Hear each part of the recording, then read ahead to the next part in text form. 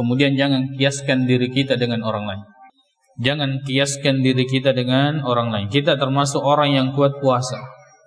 Jangan mengambil ukuran diri Anda untuk kemudian menilai ibadah orang lain. Itu tidak patut dan bukan tugas kita untuk menilai itu. Terkadang kita melakukan satu amal kemudian merendahkan orang yang tidak beramal. Itu kerugian. Biarkan Allah, dan Allah memiliki malaikat yang menilai ibadah hambanya dan ketaatannya. Kita tidak perlu menilai orang lain. Saya kuat puasa, apa dia itu tidak perlu puasa?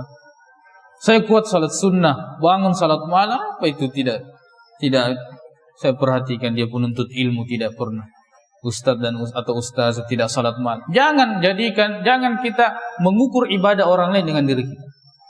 Boleh jadi tidurnya dia lebih berpahala daripada salat yang kita lakukan. Boleh jadi tidak puasanya dia lebih berpahala daripada kita berpuasa.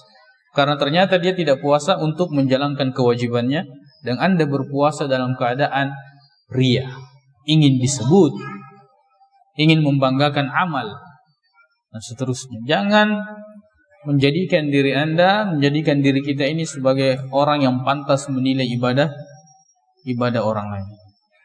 Lihatlah diri kita sendiri, lihatlah aib kita sendiri, kemudian berusaha untuk menyempurnakan apa yang belum ada pada diri kita. Biarkan orang lain dengan amal yang dia lakukan. Kalau kita melihat keburukan darinya, kita bisa menasehatinya, nasihati, ya. Kalau kita bisa menyampaikan kepadanya dengan kebaikan, sampaikan. Tapi jika tidak, maka doakan. Mudah-mudahan Allah Subhanahu wa taala senantiasa memberikan kita taufik, kekuatan, hidayah, keistiqomahan di atas ketaatan. Dan senantiasa kita terjaga diri kita dengan amal-amal yang kita lakukan.